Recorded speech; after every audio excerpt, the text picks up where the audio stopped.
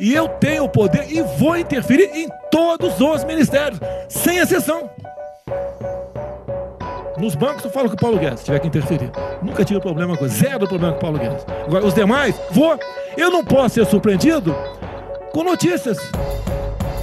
Tem que nós discutimos o Supremo e a Constituição, e nessa hora extra de sexta-feira nós vamos discutir, primeiramente, a decisão do ministro Celso de Mello, que liberou a íntegra do vídeo da reunião ministerial do dia 22 de abril, no inquérito aberto para investigar as denúncias que Moro fez sobre possíveis interferências do presidente Jair Bolsonaro na Polícia Federal. E depois nós vamos discutir com um convidado especial a medida provisória, a decisão do Supremo sobre a medida provisória 966, que tratava de responsabilização de agentes públicos por decisões tomadas em tempo de coronavírus. Mas nós vamos começar, evidentemente, pela decisão que saiu há pouco, agora nessa sexta-feira, do ministro Celso de Mello. Para isso estão conosco, como sempre, Diego Werneck, do INSPER, Juliana Cesário Alvim, da UFMG, e Tomás Pereira, da FGV Direito Rio, e o nosso convidado especial para falar da decisão sobre MP 966, Eduardo Jordão, também da FGV Direito Rio. Tomás, eu queria começar com você para falar sobre a decisão do ministro Celso de Mello. 55 páginas de uma decisão altamente esperada e que não fugiu muito do que se esperava dela, né? Não fugiu muito às expectativas. Queria te ouvir sobre a decisão do ministro Celso. Olá, Recondo, olá, Juliana, Diego, Eduardo, sempre bom conversar com vocês. Eu acho assim, ela era uma decisão esperada nos dois sentidos, né? A gente estava esperando ela há alguns dias e ela não saiu do que a gente esperava. Acho que a única dúvida que parecia que as pessoas tinham era se o vídeo seria liberado na sua integralidade ou se haveria algum corte. E inclusive os pedidos, né, as manifestações da AGU e da PGR variavam em relação a isso. O ministro Celso de Mello optou por liberar o vídeo praticamente na íntegra, apenas alguns trechos muito curtos que diziam respeito a afirmações aparentemente não muito gentis sobre nações amigas, foi o termo que eles utilizaram, foi cortada. A decisão, eu acho que me chamou algumas coisas sobre ela, né? Ela é uma decisão que tem o estilo do ministro Celso de Mello, ela é erudita, um pouco longa até, eu diria, e passa muito tempo afirmando a importância do devido processo legal, a importância do direito à prova, a importância da publicidade, né? E, por um lado, ela talvez seja sem precedentes, eu não sei, sem precedentes no sentido de liberar o vídeo de uma reunião pública de um governo, que a gente nunca viu isso. Por outro, ela é muito pouco polêmica, até pela própria atitude do governo, né? O governo não declarou sigilo dessa reunião, então não era um documento sigiloso que estava sendo liberado, e o próprio governo também não resistiu a entregar esse vídeo. Ele entregou o vídeo sem apelar para algum tipo de privilégio executivo, seria o termo propriamente dito, e fez apenas alguns pedidos, a AGU fez alguns pedidos sobre limitar o escopo da liberação apenas aquilo que era especificamente pertinente ao que foi alegado pelo ministro Moro. O ministro Celso de Mello decidiu não fazer isso, em parte pela importância da publicidade, em parte a gente imagina, a gente ainda vai discutir isso hoje, pelo fato de algumas alegações no vídeo serem contra o próprio Supremo, e ele acho que queria dar publicidade a isso, mas digamos que ela parece ser um caso fácil. Enquanto precedente para casos futuros, ficam algumas dúvidas, né? O quanto essa decisão nos orienta para qual seria o comportamento do Supremo em relação a reuniões cuja gravação tivesse o sigilo declarado antes do pedido da gravação, que eu imagino que pode ser uma prática corrente, ou vai ser uma prática corrente das reuniões daqui para frente. Então, como que a gente vai aplicar esse caso, que é tão peculiar, tá, em todos os seus detalhes, para casos futuros, para situações futuras? Isso não fica muito claro, para além de uma afirmação genérica importante da publicidade e de que atos públicos e governamentais não cabem exatamente dentro de um direito à privacidade. Mas acho que é isso que me chamou a atenção no primeiro momento. Lembrando que o ministro Celso ressalta que o governo em nenhum momento classificou essa reunião ou a gravação dessa reunião como secreta, ultra secreta, o que a legislação permitiria. Portanto, se nós, jornalistas, pedíssemos essa gravação por meio da Lei de Acesso à Informação, em tese o governo seria obrigado a fornecê-la, e essa foi uma das argumentações do ministro Celso de Mello na decisão. Juliana, queria ouvir você sobre a decisão também do ministro Celso. Olá, Recondo, olá, Tomás, Diego, Eduardo. Eu queria comparar um pouco essa decisão tão aguardada do ministro Celso de Mello com a decisão anterior relativa à abertura do inquérito. Se chamou bastante atenção à época da primeira decisão para sua contundência, né, o que foi considerado por alguns setores do governo até um exagero do ministro por ter usado aquela expressão debaixo de vara. Essa decisão ela é menos direta e talvez menos contundente, né? Como o Tomás falou, ela é uma decisão que tem o estilo do Celso de Mello, mas mesmo dentro desse estilo você tem uma variação. E com relação à oposição ou deferência aos outros poderes, talvez essa segunda decisão ela se preocupe mais em acenar para o governo federal, na medida em que reconhece a boa vontade do governo federal em fornecer esses dados, essas informações, como o Tomás colocou. Mas, diferentemente da primeira decisão, talvez os fundamentos da decisão sejam menos diretos e menos eloquentes, no sentido de que o recado que essa decisão passa é um recado menos, talvez, claro do que o da primeira decisão. Embora, claro, o conteúdo, o dispositivo dessa decisão ele esteja evidente, a gente entende o conteúdo relativo ao sigilo, mas o recado para além dessa decisão específica relativa ao sigilo. Diego, você, o que você chamaria a atenção num primeiro momento sobre a decisão do ministro Celso? Acho que um ponto que ele se dedica a desenvolver juridicamente é a admissibilidade como prova no processo criminal futuro de declarações do ministro da Educação, Abraham Weintraub, que teria, nas palavras do ministro Celso de Mello, né, dito coisas que, além de inaceitável incivilidade, coisas que foram ditas sobre os ministros do Supremo. Ele diz algo como temos que prender os ministros do Supremo e utiliza o termo ofensivo contra a honra dele, segundo o ministro Celso de Mello, que isso merece investigação, pode configurar um crime contra a honra dos ministros do Supremo.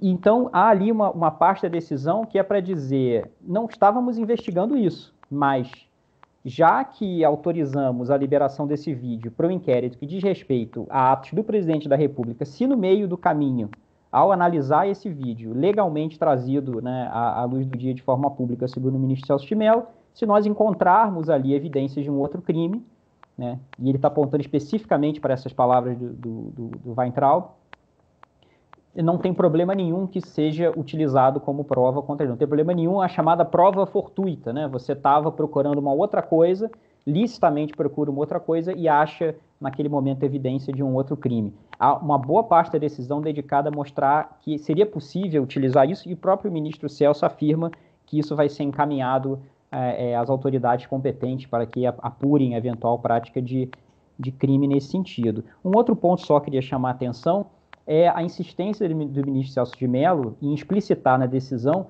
que é importante liberar o vídeo na integralidade, porque a conduta do presidente nesse vídeo, ainda que não seja criminosa necessariamente em vários aspectos, é importante para a Câmara decidir se vai autorizar ou não algum processo, uma denúncia oferecida contra o presidente Bolsonaro teria que ser autorizada pela Câmara antes que pudesse ser julgada pelo Supremo.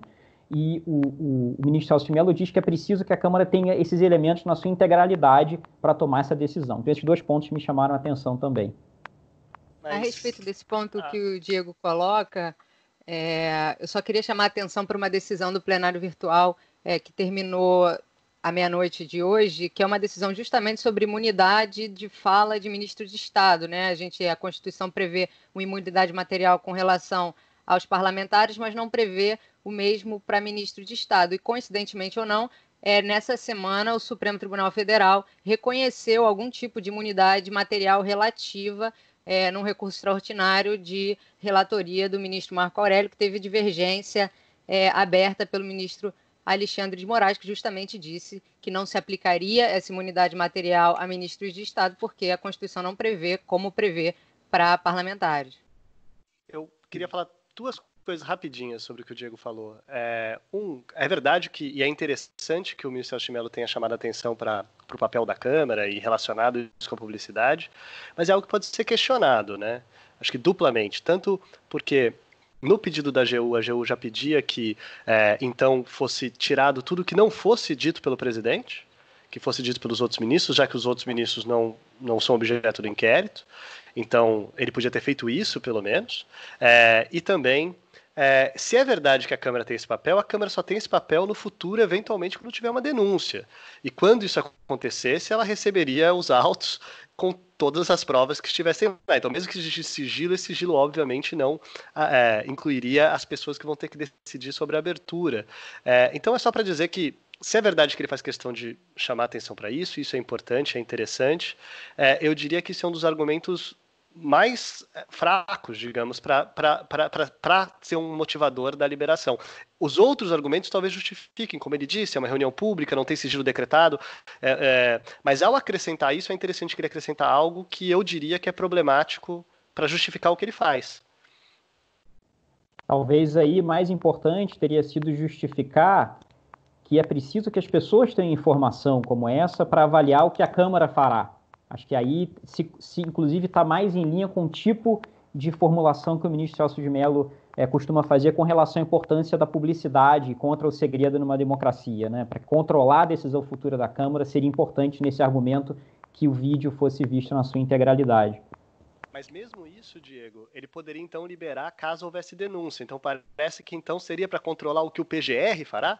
Será que é isso? Porque está liberando.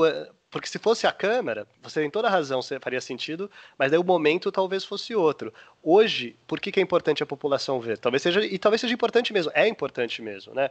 Para ter algum tipo de controle e transparência em relação ao que vai ser feito pelo próprio Supremo, pelo Procurador-Geral da República, isso é importante. Mas talvez.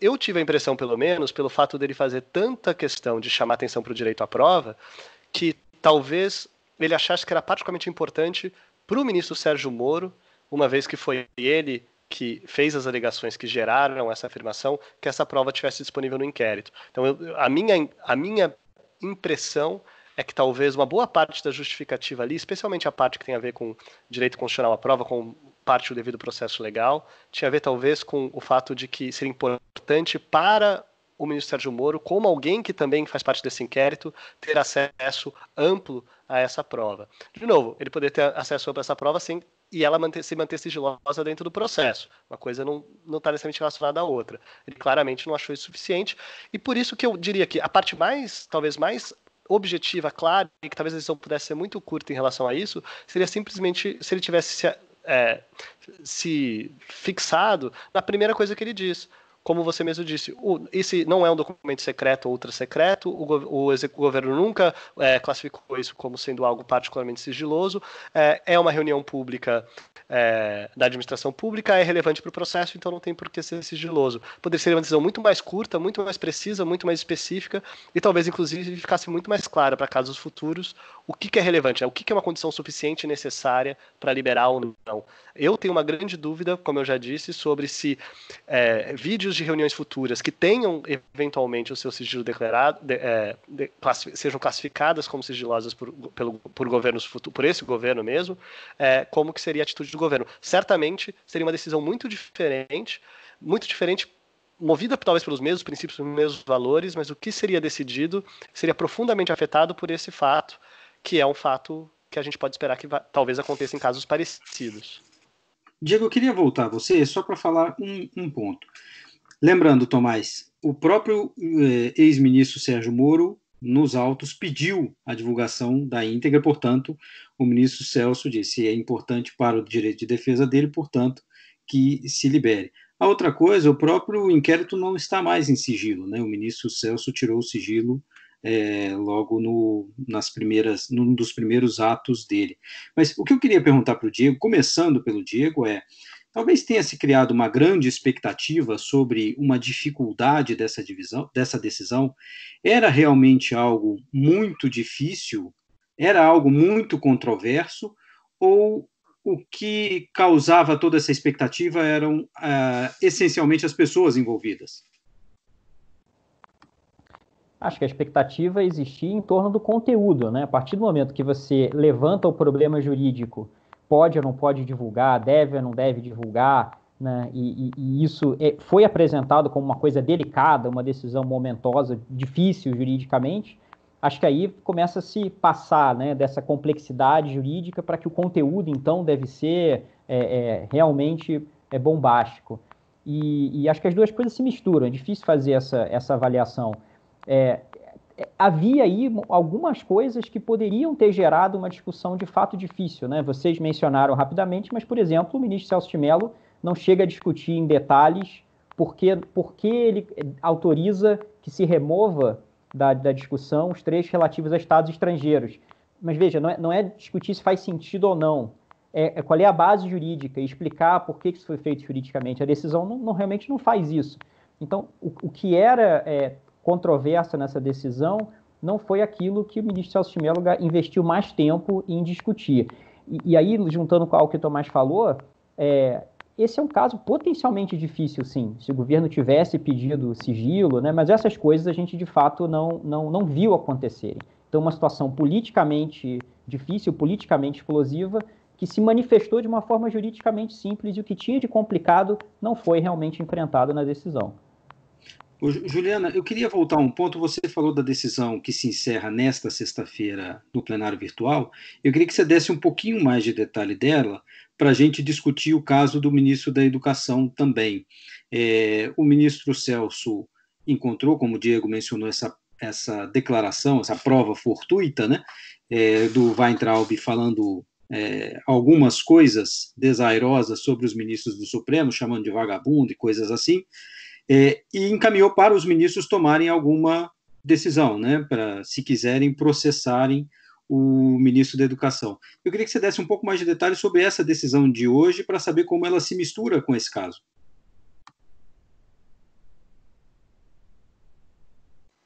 Não estava achando aqui. Pois é, essa decisão, ela se relaciona com esse caso porque, da mesma maneira, a gente tem um ministro de Estado que faz falas que poderiam ser consideradas um crime contra a honra de outras pessoas, né? No caso em questão, é um caso mais antigo, mas um ministro de Estado que imputou uns determinados grampos a outra pessoa. E foi processado em razão disso. E na decisão, nesse voto vencedor, né, do ministro Marco Aurélio, do relator, ele disse que essa imunidade relativa a essa especial proteção à fala de um ministro de Estado, embora não esteja prevista na Constituição, ela é importante porque ela garante um intercâmbio de informações entre a sociedade e seus representantes, né? Então, ele faz uma construção a partir dessa relação. E o voto vista do ministro Fux, que o acompanha, bate muito na tecla da liberdade de expressão como uma liberdade preferencial, que de alguma maneira deveria prevalecer com relação aos direitos ou aos princípios contrapostos, né? E nesse caso especificamente, a divergência do ministro Alexandre de Moraes, que foi seguida pela ministra Rosa Weber, ela é mais formalista nesse sentido, né? Se apega ao texto expresso da Constituição e parte da ideia de que a imunidade ela é uma exceção, né? Que a regra no Estado de Direito é a responsabilidade dos governantes, dos ocupantes dos poderes públicos. Então, essa imunidade ela não é extensível. Então, são duas lógicas diferentes, né? Que se contrapõem nesse caso e que podem vir a afetar, sim, uma eventual ação que envolva esse episódio do ministro Weintraub em razão dessa coincidência aí de cargos que esses sujeitos dessa ação que foi julgada no plenário virtual e do ministro Weintraub ocupam. Então, acho que pode ser que pelo menos o Supremo tenha que diferenciar essa situação anterior, que ele acabou de julgar, dessa situação atual. Ou seja, dizer que no caso do Weintraub não teria essa imunidade porque xingar ministro do Supremo de vagabundo não significa, não é uma liberdade de discurso, de liberdade de expressão, né? Mas diga, Diego. Só enfatizar que esse é um tópico que não tem nada a ver com o sigilo, com a questão do sigilo. Ele é como a gente diz, ele é off-topic, né? É como se o ministro Celso de Mello entrasse numa conversa que não tem a ver com esse tema e já aproveitasse para dizer isso. É o único tópico de tudo que tem ali que realmente não tem a ver com a decisão que está sendo tomada. Tem a ver com o vídeo, mas não com a decisão. Ele poderia fazer isso no momento futuro em que ele encaminha esse vídeo para os outros ministros, como o Felipe falou, mas o fato de ele já ter colocado ali é interessante. Eu queria fazer uma pergunta difícil para vocês agora. Não que as outras tenham sido fáceis, mas vocês assistiram os vídeos, todos nós assistimos, os vídeos estão no ar. Tem alguma novidade do ponto de vista criminal, do ponto de vista das versões que já se falavam nessa investigação? E eu vou começar draconianamente aqui pelo Tomás. Tomás, você vê, do ponto de vista de mérito, alguma novidade, uma prova cabal que não havia antes com a divulgação do vídeo?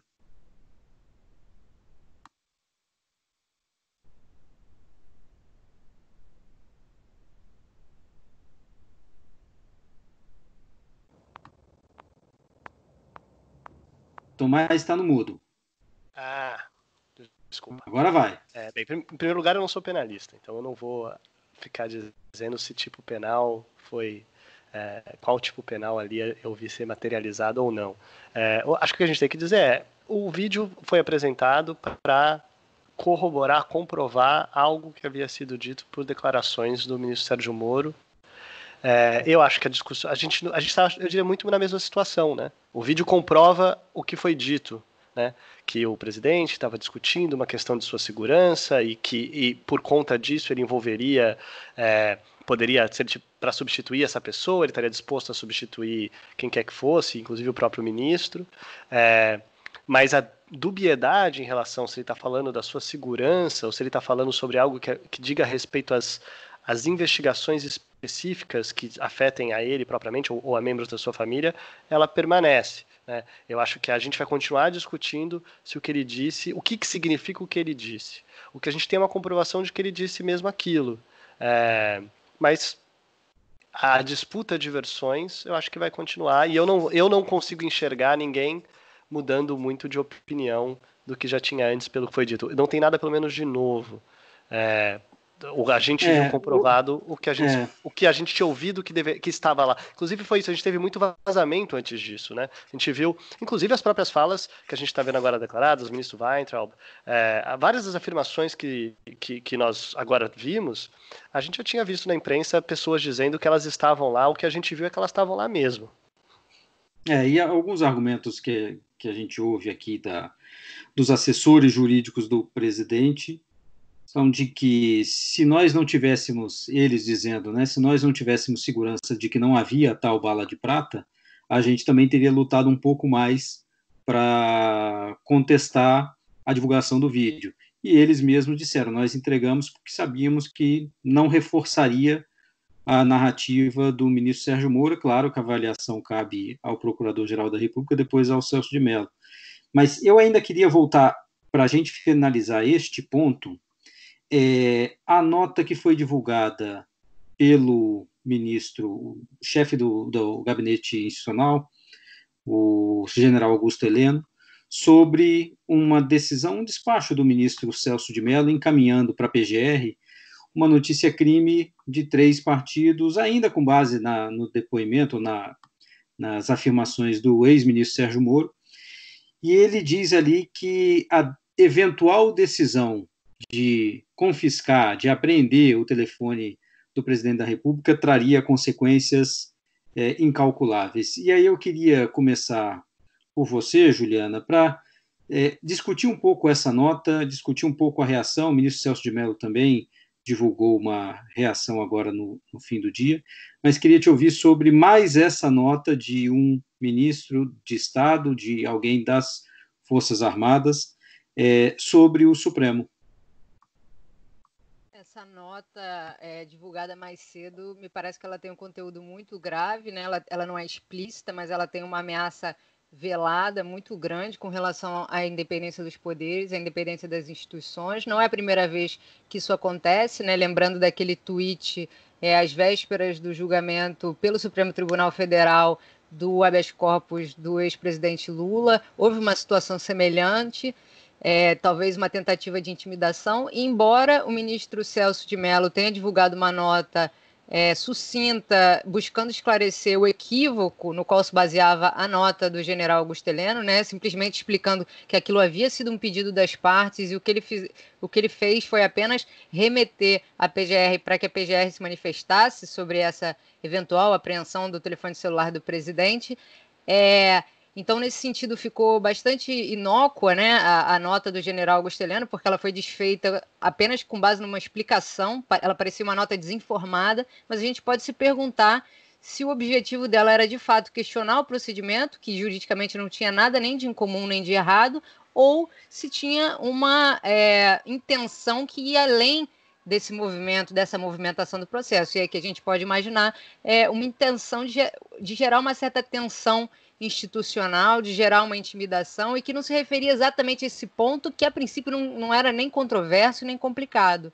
Então, eu acho que a pergunta que fica no ar é qual era a mensagem que estava nessa nota, que não era sobre exatamente a apreensão do celular, eventual apreensão do celular do presidente da República. Lembrando que essa manifestação dos partidos políticos foi feita exatamente no mesmo dia em que o Moro pediu demissão. Era uma notícia-crime do dia 28 de abril e que o ministro Celso só encaminhou para a PGR agora, e nesse pedido dos partidos é que havia um pedido de perícia no celular, tanto do presidente, do filho do presidente, e ele apenas despachou para a PGR, mas gerou essa confusão, como se tivesse partido do próprio ministro Celso de Mello algum pedido em relação a isso. Tomás, o que você achou desse episódio especificamente? Algumas coisas chamaram a atenção. A primeira, Juliana já disse, né, o quanto é uma reação, independentemente de qual fosse a causa, ela não deveria ocorrer. Uma ameaça velada ao Supremo, independentemente de quão grave fosse a decisão do Supremo, ela não faz sentido, ela não cabe no nosso regime democrático. Mas ela é desproporcional a um ato que é relativamente corriqueiro, especialmente considerando que a maior proteção que o presidente poderia ter é o fato de que qualquer denúncia contra ele, eventualmente, depende de um Procurador-Geral da República, que é um membro do Ministério Público, independente, escolhido por ele, e no caso específico, escolhido por ele, inclusive fora da lista tríplice do MP, teria que estar de acordo com, concordar com o fato de haverem fatos suficientes para denunciar. Mas uma coisa que me chamou a atenção então isso é para dizer que eu acho que é desproporcional em relação ao que foi decidido e que a gente nem sabe qual a atitude do Procurador-Geral da República, se ele de fato pediria isso. Mas uma coisa que me chamou a atenção, já que é para a gente discutir se pode ou não pode o telefone do Presidente da República ser requisitado pelo Ministro Supremo, eu fiquei pensando, o Presidente da República não me parece que tem direito à privacidade específica numa investigação criminal maior que qualquer um de nós.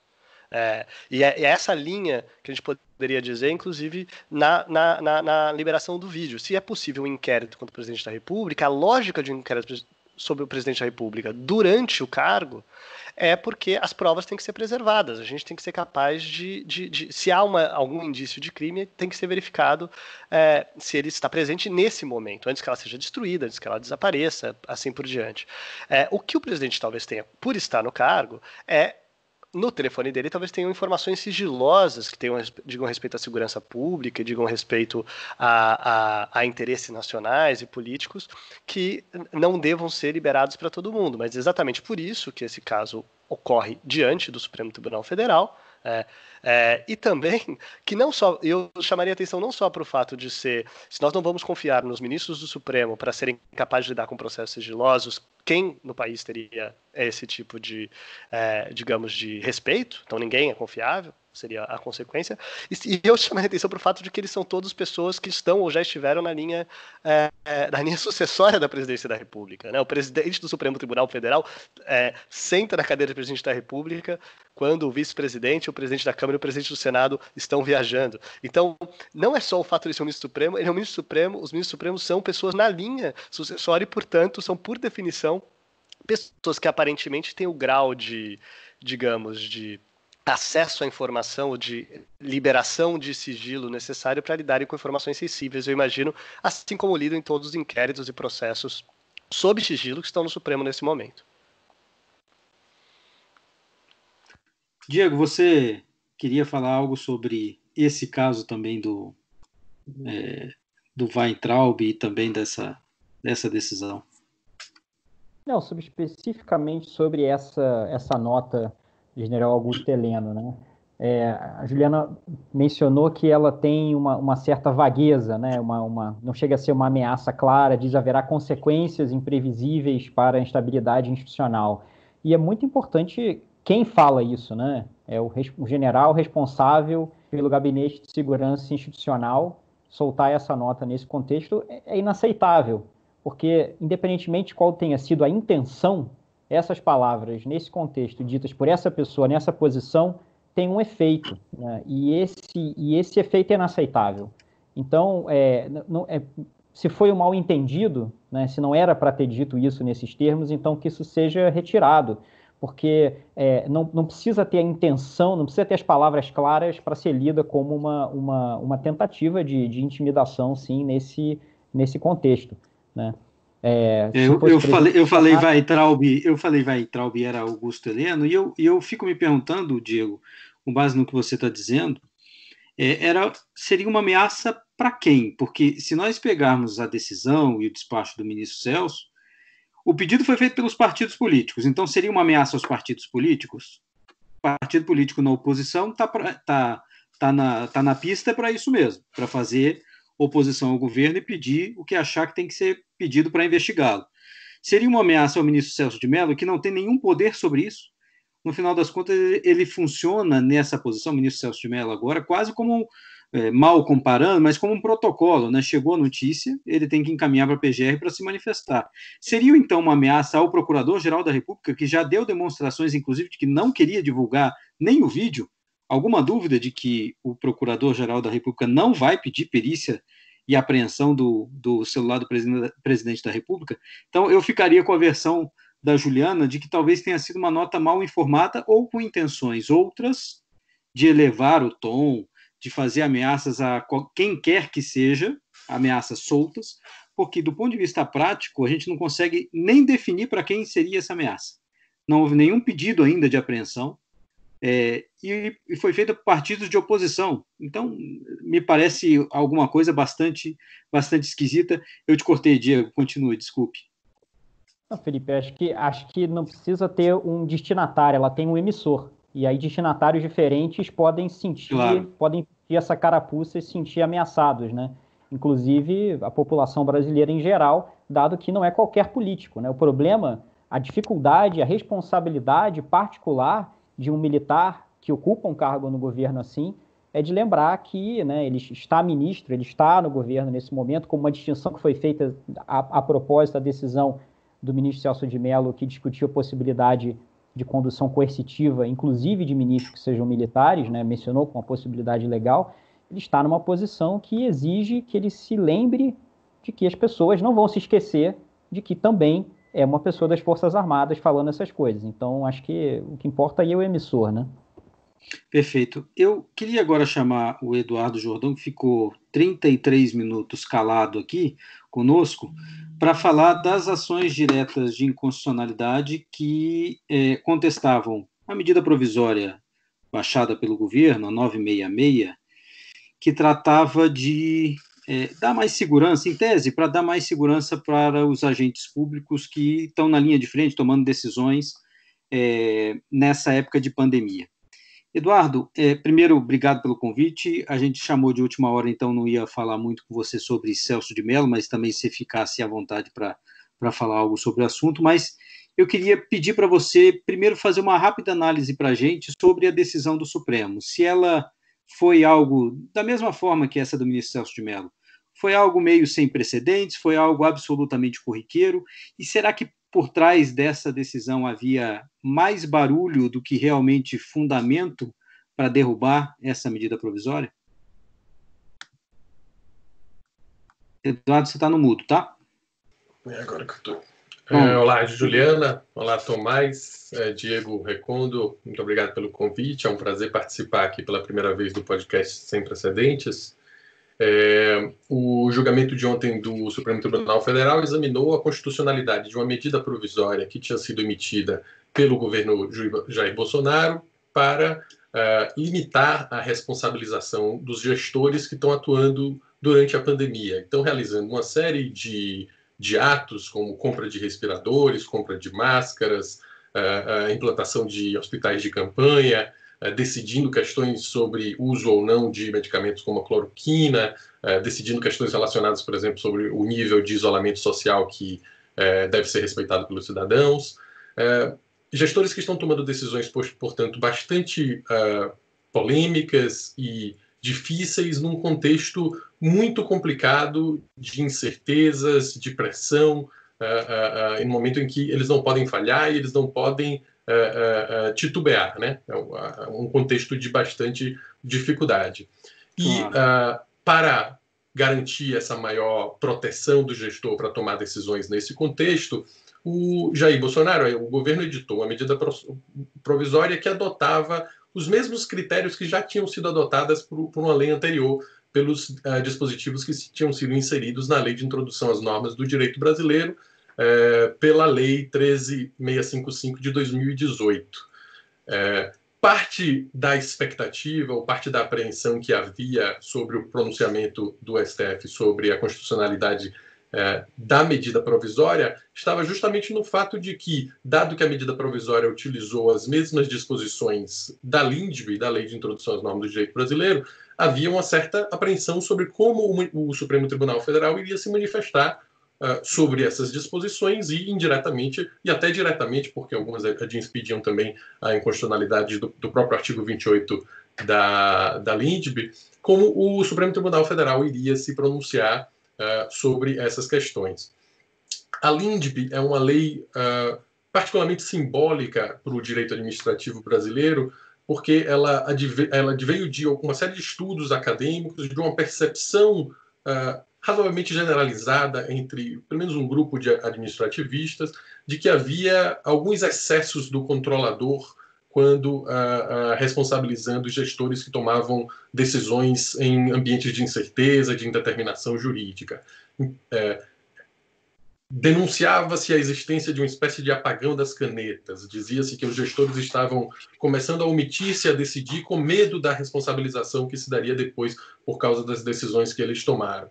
Então, há uma série de expressões nesse sentido, do gestor assombrado pelo controlador, do gestor acuado, e essa série de percepções diferentes no sentido de que estava existindo um certo apagão de canetas, gerou a percepção da necessidade de uma norma que protegesse o bom gestor, principalmente. Aquele gestor que quisesse e devesse tomar decisões importantes, mas que não se sentia seguro, né, para isso. Seguro para tomar essas decisões mais polêmicas. O que a LINDB fez para dar mais segurança para esse gestor? Entre outras coisas, exigiu que, para a responsabilização pessoal do gestor, ele tivesse que ser identificado um erro grosseiro.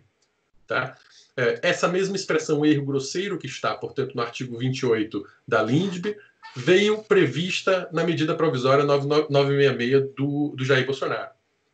E daí, o problema é que, no contexto conflituoso político atual, ela foi entendida por muita gente como uma tentativa do governo de se escudar, de se proteger de responsabilizações futuras pelas ações que estão tomadas ou medidas que estão sendo tomadas durante esse contexto de pandemia.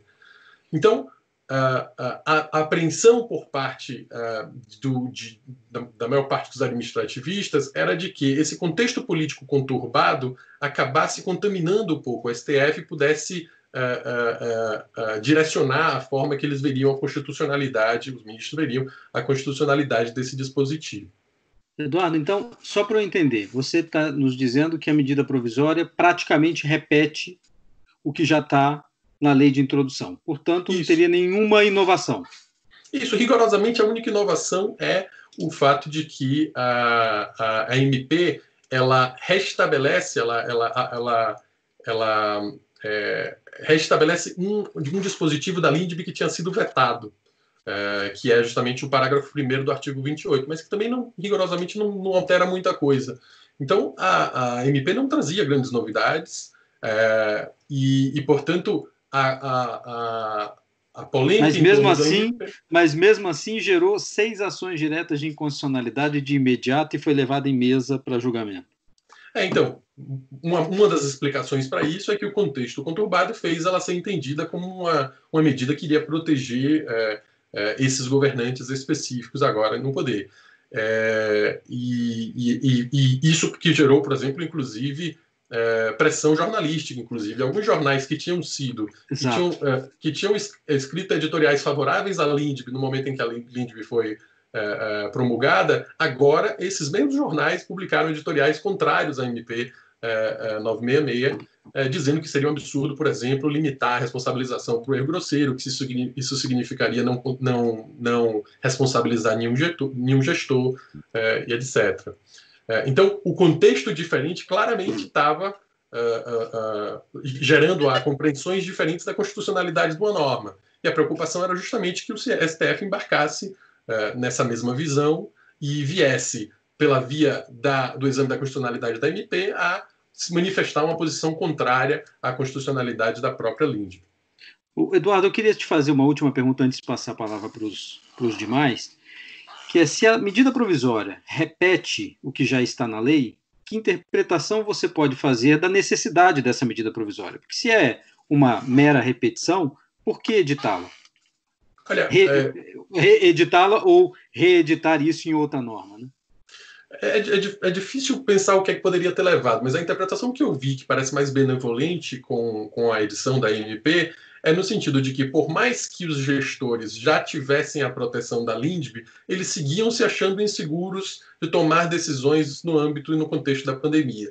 Então, eles precisavam de uma outra norma, mesmo que fosse igual, uma espécie de manifestação política, de simpatia, de empatia com o gestor, como forma de dizer: olha, vocês realmente não vão ser responsabilizados. Mas, juridicamente, realmente, o efeito dela é nenhum, no sentido de que ela não inovou, quase não inovou na proteção que era de fato concedida, de fato aplicada aos gestores que atuam no contexto desse tipo.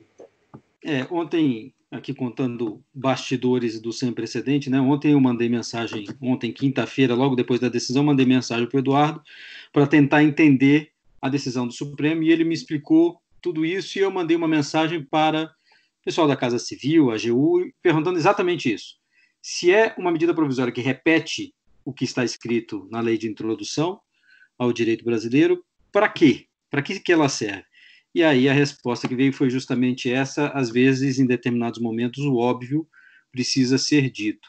Mas eu queria ouvir Tomás, Diego e Juliana sobre esse clima. E uma outra coisa que mencionaram alguns ministros do Supremo é que, de fato, não havia uma inconstitucionalidade patente, visível na medida provisória, ao contrário de toda a pressão que houve, mas que o grande problema dela era quem assinava, Jair Bolsonaro, e todo o clima de conflito que gerava. E eu queria que vocês analisassem isso, o Supremo, no meio desse conflito, julgando mais 6 ações diretas de inconstitucionalidade sob uma medida provisória do governo. Tomás, começo por você.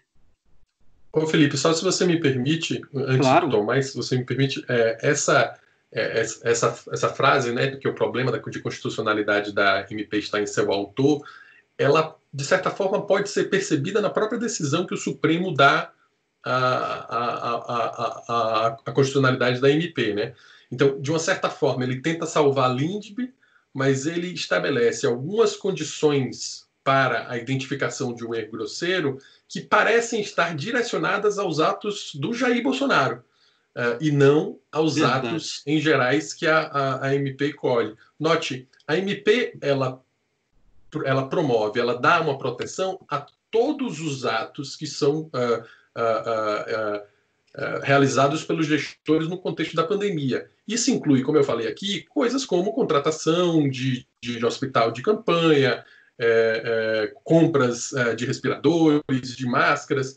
Mas, se você observa as condições que o STF estabeleceu para a identificação do erro grosseiro, elas têm pouco aderência com esses outros atos dos gestores e mais corriqueiros atos dos gestores que estão sendo tomadas durante a pandemia, e parece ter mais aderência com aqueles atos polêmicos do próprio Bolsonaro, por exemplo, relativos à cloroquina ou relativo ao isolamento social. As condições que o STF criou para esclarecer em o que se tratava de erro grosseiro, o que se trata de erro grosseiro, não são condições gerais aplicáveis a todos os atos, ou não parecem ser condições gerais aplicáveis a todos os atos, mas parecem ser aplicadas especificamente para aqueles atos do Bolsonaro que têm sido polêmicos. Então, talvez o STF tenha desejado, ao mesmo tempo em que manter a Lindbe por entendê-la importante para proteger o bom gestor, ao mesmo tempo ele não quis associar-se ao Jair Bolsonaro. Essa me parece ter sido uma tônica da decisão, mandando uma mensagem de que aqueles atos específicos pelos quais ele está sendo criticado não vão ser protegidos com a limitação da responsabilidade ao erro grosseiro. Ou basicamente dizendo, esses seus atos são erros grosseiros, por mais que a gente possa limitar a responsabilidade aos erros grosseiros. Então, acho que agora eu falo, é isso? Pode falar, Tomás. Não, eu acho interessante, inclusive o que o Eduardo falou tem a ver com o meu comentário, né? Se é verdade que isso estava presente, eu diria que particularmente presente no voto do ministro Barroso, não é que isso não foi discutido, né? A ministra Carmen Lúcia, a ministra Alexandre de Moraes, pretendiam dar uma interpretação mais restritiva para o que estava na MP, porque a MP fala em atos relacionados à pandemia, né, num dos seus incisos, né, a emergência de saúde pública, enfim, do coronavírus, mas ela fala também das questões que têm a ver com questões econômicas, né, ou seja, com os efeitos secundários, medidas que têm a ver com a pandemia, mas não diretamente com a questão de saúde, que tem a ver com os efeitos secundários, por exemplo, o efeito que isso tem na economia. Então, uma outra coisa também era uma discussão sobre se isso afetava, essa restrição de erro grosseiro afetaria a questão de improbidade, que também é algo que seria interessante ouvir o Eduardo, os outros, mas certamente o Eduardo sobre isso, que eu sei que é algo sobre o qual ele pode, inclusive, nos educar. Mas eles deixaram claro, alguns ministros queriam deixar claro que não afetava a questão da improbidade. O ministro Barroso fala no voto dele, digamos assim, que compras ilegais, sobrepreço, esse tipo de coisa continua sendo ilegal independente de qualquer coisa, é claro que isso está fora, mas ele faz questão de dizer, não falar sobre a lei de improbidade. Ele não fala sobre improbidade não porque ele acha que se aplica a lei de improbidade, ele acha que não se aplica, mas também que não precisa dizer isso expressamente nesse momento. Então, realmente, o voto do Jair Bolsonaro foca basicamente... Do Barroso, aqui, você diz, né? Do Barroso, foca em basicamente dizer que erro grosseiro, tentar definir o que é erro grosseiro, então, na prática, a lei é constitucional.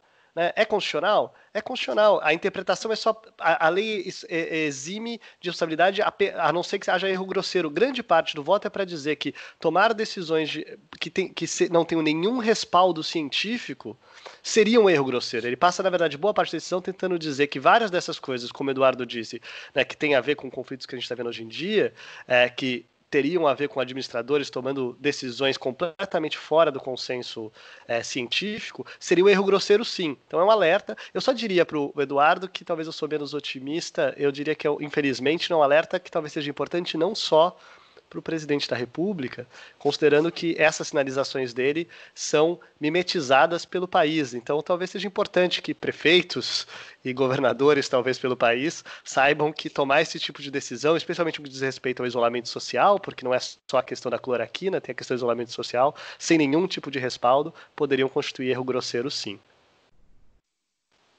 Eduardo, eu queria voltar a você, até para você poder falar sobre esse ponto que o Tomás mencionou. Muito se falou durante o julgamento, no voto do ministro Barroso também, sobre improbidade administrativa, sobre essa configuração de erro grosseiro, também de competências do Tribunal de Contas. O que você acha que saiu dessa decisão, se é que saiu algo dessa decisão, que seja de algum ponto inovador ou um norte para a interpretação de algum ponto específico da lei de introdução? Olha, é uma pergunta difícil.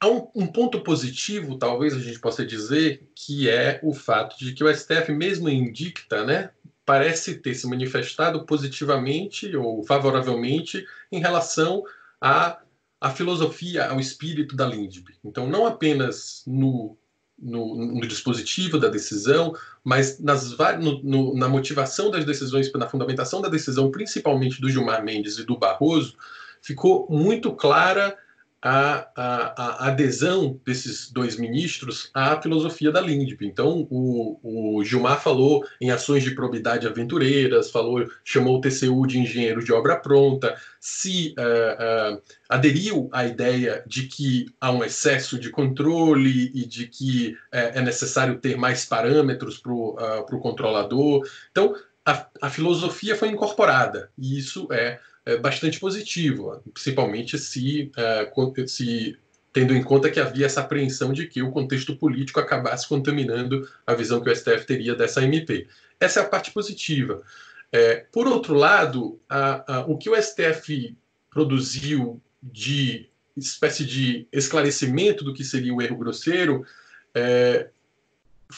está sendo visto com um pouco de apreensão pela doutrina, porque a verdade é que as especificações, os critérios que o ministro Barroso trouxe não ajudam muito a dizer, num caso concreto, aquilo que vai ser de fato considerado erro grosseiro ou não, e mais ainda, ao falar especificamente no princípio da precaução e colocar o respeito ao princípio da precaução como algo necessário para o não cometimento de um erro grosseiro, talvez o ministro Barroso tenha aberto um flanco para uma nova insegurança do gestor. Na medida em que você fala de um princípio de precaução, você não sabe muito bem o que é possível que,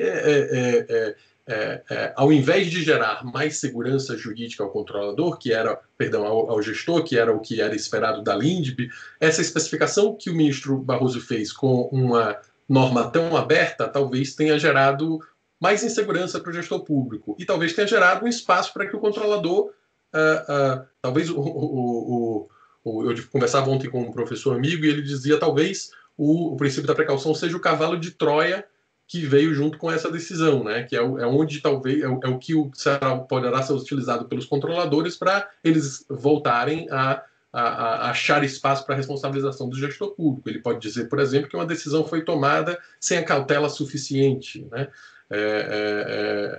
Então, ao mesmo tempo em que a decisão tem o lado positivo de aderir a uma filosofia da Lindbe e parecer achar também necessária a proteção do bom gestor, dar mais segurança ao gestor para que ele possa decidir, para que ele possa atuar na ponta sem medo, né? Por outro lado, quando o STF tentou explicitar mais o que era erro grosseiro, talvez ele tenha inserido um pouco mais de insegurança. A gente vai ter que ver como isso vai ser interpretado com o tempo, o que isso vai vir a significar, mas há espaço aí para alguma insegurança a mais. Discutiu-se muito quando a MP foi editada se havia necessidade de especificar mais claramente em que consistia o erro grosseiro. A verdade é que a ideia de erro grosseiro ela é presente no direito administrativo há muito tempo, inclusive em julgados do STF, né, julgados do STF, inclusive contestando decisões do TCU, e, portanto, já estava sendo construído pela doutrina e pela jurisprudência alguma densificação da ideia de erro grosseiro. Não sei em que medida esses novos critérios trazidos pelo ministro Barroso eles vão contribuir ou vão prejudicar essa densificação da ideia de erro grosseiro e, portanto, trazendo mais segurança ao gestor público. A primeira parte dos critérios dele, que não constitui erro grosseiro aquele que é baseado em critérios científicos, nos pareceres técnicos, isso é razoavelmente, na minha opinião, isso é razoavelmente ok. O problema está na segunda parte, quando ele fala do princípio da precaução, me parece que a ver como isso vai ser interpretado, mas há um espaço aí para gerar mais insegurança, infelizmente, para o gestor público. Vai, Ju, eu queria te ouvir sobre isso também, por favor. Com relação a esse ponto, o Eduardo trouxe essa questão do princípio da precaução como um elemento problemático que talvez gerasse mais insegurança. A minha pergunta, assim, a minha questão, lendo o voto do ministro relator, era justamente com relação à insegurança que a primeira parte poderia trazer, a questão do consenso científico. É claro que num cenário ideal, em que talvez essa decisão sequer precisasse ser tomada, existiria um consenso científico e técnico com relação às medidas a serem tomadas. E aí eu concordo que estava subjacente a toda a decisão e a discussão a questão, os atos do presidente, mas sobretudo a questão, talvez, da cloroquina, né? E a minha pergunta é justamente se esse critério do consenso científico ele é capaz de responder isso, ou de resolver esse problema, mesmo esse problema que talvez fosse o problema que estava na cabeça dos ministros, porque hoje você tem uma recomendação da OMS, ou pelo menos a recomendação que foi dada pelo seu diretor há 2 dias atrás, de que a cloroquina seja usada apenas para testes e não disseminadamente. E você tem o Conselho Federal de Medicina brasileiro, que também é um órgão, digamos assim, técnico, que autoriza, não impõe, mas autoriza o uso da cloroquina numa série de circunstâncias. Então, tem alguns critérios, no caso leve de determinada maneira, com sintomas importantes de uma determinada maneira e num caso crítico de uma determinada maneira. E aí, nesse caso, eu perguntaria qual consenso científico a gente está falando. Eu entendo que o STF estava mirando na OMS, né? E tanto que o ministro Barroso, em algum momento, ele muda o voto. Ele estava mencionando a OMS na primeira versão, e ele diz isso. Aí ele é indagado pelo ministro Lewandowski, que diz, não seria o caso, talvez, de incluir outras organizações renomadas e reconhecidas, e aí cita, por exemplo, a OIT e a Unesco, e o ministro Barroso diz, não é preciso, porque eu já mudei a minha versão, atendendo a essas observações, e coloquei organizações e entidades internacional e nacionalmente reconhecidas. Então, na verdade, ele fez uma solução para não privilegiar uma organização em detrimento de outras, mas talvez isso possa trazer uma dúvida, especificamente nessa circunstância em que parece haver uma divergência que talvez nem seja científica, talvez seja uma divergência política entre organizações que cuidam da saúde. Eu acho que essa parte é particularmente problemática também, Juliana, mas tem uma diferença. Algumas pessoas estão interpretando a decisão do Barroso como se ele tivesse dito que para que você não incorra em erro grosseiro, você teria que tomar atos baseados no consenso científico. Eu acho que não é isso que a decisão diz. Ela diz uma outra coisa que atos que são tomados contrários a um consenso científico seriam erros grosseiros. Por que essa diferenciação é relevante? Porque no fundo, se você diz isso dessa segunda forma, você está apenas especificando uma das possíveis formas de cometer um erro grosseiro. E aí, o problema de que, num caso concreto, vai ser muito difícil dizer que existe um consenso científico, vai ser só uma forma de dizer, olha, então não tem como configurar o erro grosseiro nesse caso específico. Mas não é o contrário, exigindo do gestor que ele atue sempre de acordo com o consenso científico, o que seria mais difícil, porque tornaria a ação dele... daria a ele um ônus muito grande de justificativa de sua própria ação, e ele poderia ser responsabilizado sempre que a sua ação não fosse baseada nesse consenso científico. Então, é pelo menos melhor, o que não resolve o problema, mas é pelo menos melhor que o consenso científico, esse conceito tão complicado, ele é utilizado para caracterizar a existência de um erro grosseiro, e não para que, como condição necessária para que o gestor se defenda da acusação de ter cometido um erro grosseiro. Aí tem um outro problema, que ainda assim, tudo bem, tem um problema de, se você diz, olha, uma das hipóteses de erro grosseiro é quando o gestor atuar contra consenso científico. O que você está dizendo, eu acho, vai ser muito difícil na prática dizer que existe um consenso científico quando a ciência é tão múltipla e sempre vai haver diferentes instituições dizendo diferentes coisas. É verdade. Na verdade, eu acho que isso daí seria um argumento que valeria para qualquer afirmação de consenso científico. Não é bem esse o meu argumento. Eu entendi o que você falou e acho que faz sentido e realmente dá bem mais segurança. Mas o meu argumento talvez exista um consenso científico e talvez exista uma instituição médica que está indo contra esse consenso científico. Essa é a minha questão. E eu não estou nem dizendo que porque eu não me sinto apta para dizer se estaria ou não. Mas o meu questionamento se há talvez, se houver um consenso, digamos, científico internacional e você tiver uma organização científica ou corporativa ligada à área da saúde que diga que vá contra esse consenso. A minha questão é mais essa. Mas eu entendi o que você falou e, de fato... Eu agora entendi a sua e, de fato, vejo um problema agora, porque, de fato, o gestor pode tomar uma decisão baseado nessa instituição que está violando o consenso científico internacional, ele acha que está bem coberto, que não será responsabilizado por esses atos, mas o controlador pode vir a entender que o consenso científico era aquele que existia com as organizações internacionais e não com aquela organização que pautou a decisão dele. De fato, tem espaço para insegurança aí também nesse primeiro aspecto, é verdade. Diego, eu queria te ouvir sobre esse assunto também, por favor. Vendo essa decisão de ontem, ainda mais ouvindo agora Eduardo e a Juliana falando, a gente pode pensar que o Supremo escolhe os casos pensando só no tema, né? Mas tema importante, relevante, é o que não falta lá. Então, os casos muitas vezes são escolhidos em função da oportunidade que eles proporcionam para o tribunal.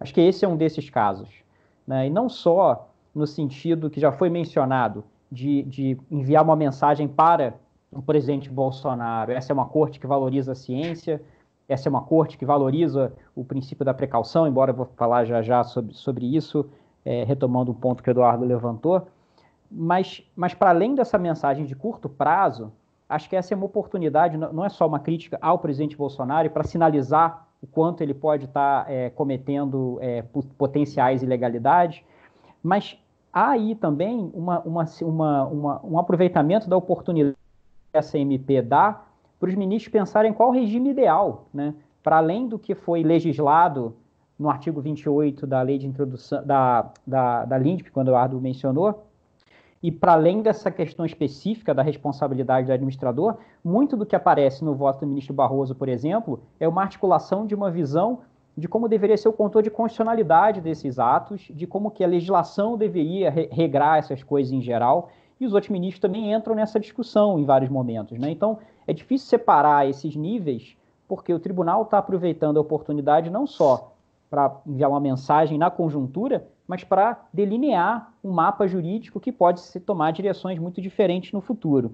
Especificamente com relação... O que, na verdade, é interessante lembrar que essa boa parte das coisas que o ministro Barroso coloca no voto dele, por exemplo, elas são no espírito de coisas que ele já tinha dito numa outra decisão, que também aproveitou uma oportunidade para mandar uma mensagem, aquela que determina a suspensão de uma propaganda que estava circulando, né, que depois a SECOM disse que era um piloto de uma propaganda que estaria encorajando as pessoas a saírem às ruas.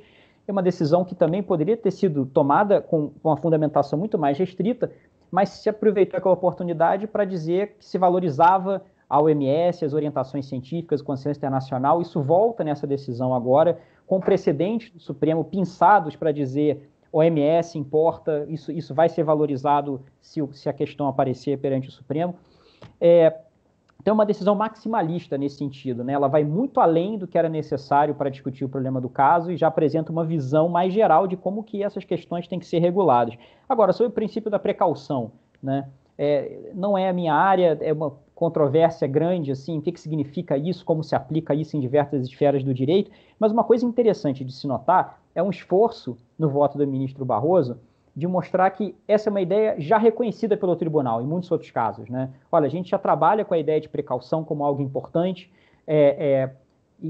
na esfera ambiental, por exemplo, na esfera da saúde, e a gente está só reafirmando algo que, portanto, não é uma novidade. A pergunta que eu gostaria de colocar acho que esses precedentes e outros casos mostram que muitas vezes os ministros falam no termo precaução, gostam de se referir à palavra. Agora, a gente não tem realmente clareza sobre o que isso significa, né? Então, para dar um exemplo, né, uma frase que pode ser utilizada para justificar muitas coisas diferentes. Ainda que o ministro Barroso tenha uma ideia clara na cabeça dele do que é precaução, a gente não sabe qual é dos outros ministros, e ele menciona num trecho do voto que, em bom português, seria se a dúvida não faça. Essa é uma definição controversa, muitas outras possíveis do que é a ideia de precaução, essa é a definição que ele adotou, e você pode imaginar que tipo de problema isso pode gerar, né? Porque os dois lados, num dado problema, podem levantar isso. Você tem dúvida das consequências da ação, mas você tem dúvida das consequências da inação também. Então, acho que tem uma série de problemas aí que vem também do fato de que a oportunidade foi aproveitada para se lançar ideias muito além do que diziam respeito apenas ao problema colocado diante do Supremo. Eduardo, queria te ouvir. Por favor, Tomás. À vontade. Eu me pergunto, em alguns momentos, quando ele fala de precaução, ele faz questão de parece sinalizar que isso, quando tem a ver com saúde, vida, né, especificamente, né, e meio ambiente, em primeiro lugar. E nesse contexto que a gente está vivendo, eu não sei, de novo, quanto o caso concreto que a gente tem em mente não afeta a mensagem. Se essa frase, como você disse em geral, se a dúvida não faça, pode significar muita coisa, não tem a menor ideia do que ela significa.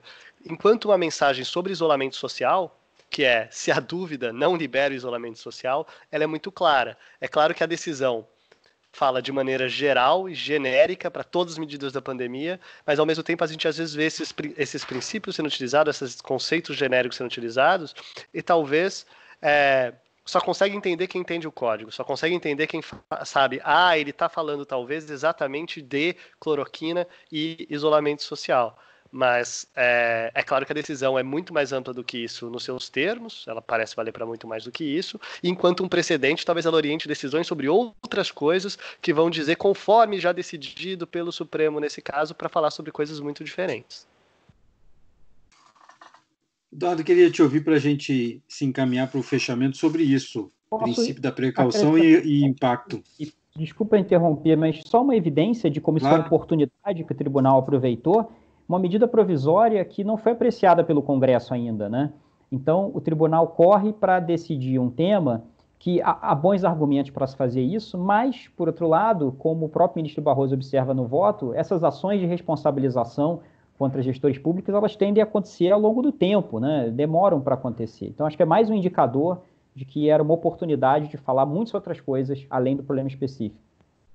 E só para acrescentar, agora sou eu que vou cortar, inclusive, essa medida provisória corre o grande risco de caducar, não ser votada pelo Congresso Nacional. Tem grandes chances disso acontecer, até porque o efeito dela em 120 dias vai ter sido dado, né? Durante esses 120 dias, o gestor que precisava dessa segurança vai ter, e ele está abarcado pela medida provisória que depois vai caducar, né? E esse ponto que o Diego mencionou, ao longo do voto, o ministro Barroso falou que as ações são julgadas muito tempo depois. Se são julgadas muito tempo depois, por que uma decisão tão rápida e uma medida provisória? Mas, enfim. Eduardo, queria te ouvir para a gente se encaminhar para o fechamento sobre essas questões levantadas por Juliana, Tomás e Diego. Então, eu começo destacando novamente como é importante que o STF tenha se manifestado no sentido de dar mais segurança jurídica aos atores, aos gestores que atuam em um contexto de indeterminação jurídica, incerteza em relação aos fatos, incerteza em relação às suas consequências. É importante que o STF tenha aderido à compreensão de que o bom gestor precisa ser protegido e que isso não significa limitar e afetar o bom controle, o controle que é feito com parâmetros, com critério, com realismo sobre o contexto da decisão tomada pelo gestor. Então, o gestor que pratica atos de corrupção, que quer se locupletar com alguma compra específica, esse gestor continua podendo ser controlado, esse gestor que é o gestor que deve ser responsabilizado pessoalmente, esse gestor continua sendo possível de ser responsabilizado. O que se quer é proteger aquele gestor que, às vezes, erra, mas que tem o direito de errar, porque a sua atuação é bastante complicada. Num texto que a gente publicou ontem no Jota, a coluna Publicistas de que eu faço parte, publicamos um texto coletivo sobre essa decisão. Uma parte do texto fala, olha, se é possível que o juiz tenha a sua decisão reformada pelo tribunal, se é possível que o promotor tenha a sua ação que ele intentou julgada improcedente e disso não resulte nenhuma consequência pessoal para ele, também é natural que o gestor que tome algumas decisões que venham a ser consideradas erradas não só por isso venha a ser responsabilizado pessoalmente. É importante para o país, é importante para o nosso sistema e para a nossa administração pública que o gestor possa tomar com tranquilidade algumas decisões e que só venha a ser responsabilizado em casos extremos em que, de fato, houve algo condenável, um dolo, por exemplo, um erro grave, né? Essa disputa, essa batalha pela maior segurança do gestor público, no entanto, ela não se termina com a LINDB. Depois da promulgação da LINDB, tem todo um período de interpretação dos termos ali contidos e vários espaços para gerar novas inseguranças para o controlador. E aí, como eu disse aqui, é perigoso e a gente fica um pouco apreensível para saber como vão ser interpretados esses novos critérios que o STF estabeleceu ontem. E o fato de ter usado um princípio é problemático, porque a doutrina já narra que boa parte do excesso do controlador veio da profusão de princípios jurídicos que lhe permitiam fazer controles da maneira que bem entendessem. Então, que tenha usado, que o ministro Barroso tenha optado por utilizar mais um princípio nesse momento em que ele estava tentando dar mais segurança jurídica aos gestores públicos, parece não ter sido a melhor opção. E aí nos coloca nessa situação de novo de discutir qual é o conteúdo do princípio da precaução. O Diego já falou, o Barroso tem uma compreensão pessoal do princípio da precaução que parece ser bastante restritiva, não é necessariamente a única compreensão possível. A gente não sabe, como o Diego falou, a compreensão que terão do princípio os outros ministros e mesmo a miríade de controladores que existe no Brasil. Portanto, pode haver ainda muito problema por uma compreensão muito estrita ou muito ampla do que significa o princípio da precaução e o que ele permite fazer ou não fazer. Então, a batalha continua de tentativa de intensificar esses estándares, de dar mais parâmetros para o controle, como forma de permitir maior previsibilidade de ações de quem está atuando na ponta e de quem está tomando decisões num contexto complicado. E aqui, para a gente se encaminhar para o final, enquanto nós estávamos gravando, sexta-feira, 9h21 agora, o presidente Jair Bolsonaro estava concedendo uma entrevista para a CNN e, num tom novamente acima, falou que o ministro Celso de Mello, ao encaminhar esses pedidos dos partidos políticos para que tivessem acesso ao celular dele, Bolsonaro, para a PGR, era uma tentativa de colocar pressão sobre o Procurador-Geral da República e ele disse que não entregará o celular caso haja um pedido, uma determinação judicial que a gente sabe que não vai vir. E eu queria, para a gente fechar, ouvir Tomás, na ordem, Tomás, Juliana e Diego e Eduardo. O Eduardo, eu já sei até a resposta. Eduardo, no final do programa a gente escolhe uma personagem, uma decisão ou um fato da semana. O seu, pelo texto que vocês escreveram no Publicistas e o debate que vocês tiveram em torno da medida provisória 966, eu imagino que seja essa a decisão mais importante, a seu ver, da semana do Supremo, né? Para mim, como administrativista, mas eu até perguntava para o Diego hoje, antes da gravação da gente aqui. Ô, Diego, ainda tem alguma importância o que aconteceu ontem? e óbvio que tem, mas só uma maneira de dizer que a cada dia temos novas grandes decisões, e as de hoje já foram também muito relevantes aí. Exatamente. Tomás, então, começando por você, pode escolher aí um fato, um personagem, uma decisão da semana. Mas fora do mudo. Então, o fato da semana, eu acho que tem que ser a nota do general Augusto Heleno. Como um fato muito grave, mesmo na sua dubiedade, mesmo em não estar claro. Eu acho que a gente, toda vez que acontece um fato como esse, né, um potencial, algo que pode ser interpretado como um ataque às instituições, especificamente, talvez, ao Supremo Tribunal Federal, eu diria que isso é algo muito grave e a gente não tem que pontuar isso, deixar claro que isso é inaceitável. e inaceitável, especialmente num contexto que não é a primeira vez, né, que vemos esse tipo de manifestação acontecendo no decorrer desse governo e mesmo antes desse governo por pessoas ligadas a ele. Então esse é o fato, infelizmente, novamente a gente tem que chamar atenção para um fato grave, preocupante e que a gente espera que não vá além, que isso não se torne algo concreto de verdade no futuro, mas é muito grave que isso aconteça. Juliana, você. Eu vou chamar a atenção para um elemento desse vídeo que foi exibido hoje, que é a discussão sobre armamentos, que ficou um pouco lateral, né, diante dessa discussão toda que a gente está fazendo, mas que é importante porque no vídeo da reunião ministerial, o presidente Bolsonaro, ele explicita suas intenções de armar a população e, segundo ele, para proteger a democracia, mas uma afirmação dessa maneira explícita, ela serve também para questionar as motivações, né, da revogação das portarias, revogação recente das portarias que facilitavam o rastreamento de armamentos e pensar na vinculação dessa motivação que é dada com relação a esses atos que estão sendo tomados. Eu vou aproveitar e roubar um pouquinho, vou falar de mais uma coisa que eu acho que é importante da gente ficar prestando atenção, que vai começar no plenário virtual, um julgamento muito importante sobre demarcação de terras indígenas e que vai ter um impacto muito grande, né? Existe um parecer da AGU que ele vem sendo aplicado e que ele impõe para todos os processos de demarcação as condicionantes decididas pelo Supremo, no caso Raposa Serra do Sol, mas também especificamente a questão do marco temporal, de que só seriam constitucionalmente reconhecidas as demarcações daqueles povos indígenas que ocupassem suas terras quando da promulgação da Constituição. Isso é bastante controverso e vários processos que já estavam em curso, já estavam avançados, estão sendo revistos ou paralisados com base nesse parecer, e o ministro Fachin suspendeu a aplicação desse parecer e esse caso ele vai ser julgado no plenário virtual, então com uma transparência assim não tão grande, mas é muito importante a gente estar de olho nisso. Diego.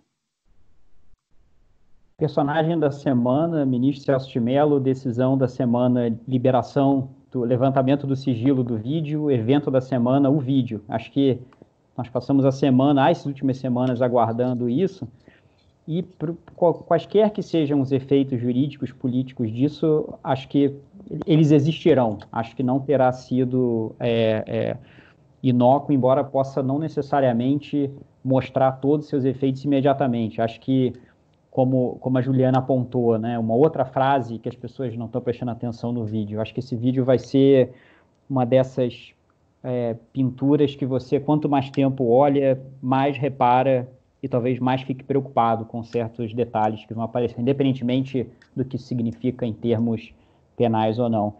E acho que essa foi a semana da espera pelo vídeo do ministro Celso de Mello, e ele tem meu voto nas três dimensões.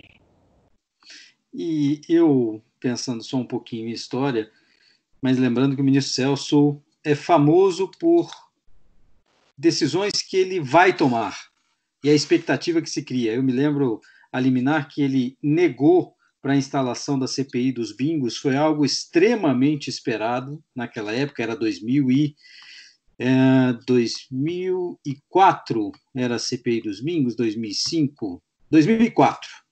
Aqui, dia 25 de março de 2004, ele negou e indeferiu um pedido de liminar das oposições, que tinham colhido assinatura suficiente para instalar a CPI dos bingos, mas o presidente do Senado, na época, não instalava, o presidente do Congresso Nacional. E a liminar dele foi extremamente aguardada e saiu, depois de algum tempo, com a negativa, mas com inúmeros recados que já adiantavam o julgamento do mérito. A CPI depois foi instalada por decisão do colegiado. E uma outra decisão que foi extremamente aguardada, mas aí não foi culpa dele, nem expectativa que ele criou, que foi o cabimento dos embargos infringentes no julgamento do mensalão, que era o Supremo ia decidir se a regra do regimento ainda valia e se quem tivesse sido condenado por número X de votos teria direito a um novo julgamento ou não. E o julgamento foi suspenso numa quinta-feira à noite para ser retomado só na segunda-feira, e o ministro Celso de Mello pediu para votar e disse que votaria brevemente, rapidamente, o que é sempre uma mentira, porque o ministro Celso de Mello nunca vota rápido, mas o ministro Joaquim Barbosa suspendeu a sessão, o que deixou o ministro Celso de Mello exposto durante todo o final de semana à expectativa da imprensa sobre como ele se manifestaria na semana seguinte. Então, com isso, a gente encerra esse episódio de hoje. Semana que vem, diante dos fatos, eu imagino que a gente tenha mais. Eu queria agradecer primeiro ao Eduardo Jordão por ter aceito o nosso convite de última hora, agradecer a Juliana, Tomás, Diego. A gente se vê numa próxima. Obrigado, gente. Obrigado. Valeu, obrigado. Boa noite. Até mais. Boa noite. Sistema de informações. O meu funciona. O meu particular funciona. Os que tem oficialmente, desinforma. E voltando ao tema, eu prefiro não ter informação do que ser desinformado por cima de informações que eu tenho.